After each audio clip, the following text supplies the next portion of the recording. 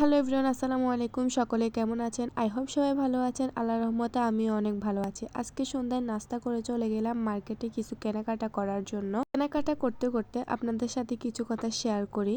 আসলে অনেকেই আছে সোশ্যাল মিডিয়ায় অন্যর জীবন দেখে আফসোস করে। আসলে অন্যর জীবন দেখে আফসোস করার কিছুই নেই, এটা একটা ক্রিটিক্যাল বিষয়।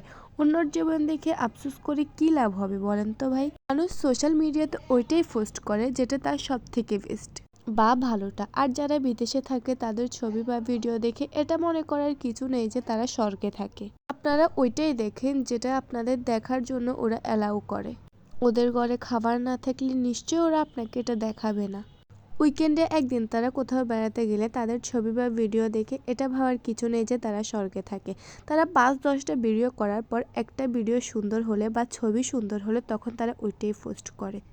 আর আপনি তখনই ভালো থাকবেন যখন নিজের অবস্থানে থাকবেন, হ্যাপি থাকবেন। ধন্যবাদ সবাইকে। ভালো থাকবেন সবাই, সুস্থ থাকবেন। আসসালামু আলাইকুম।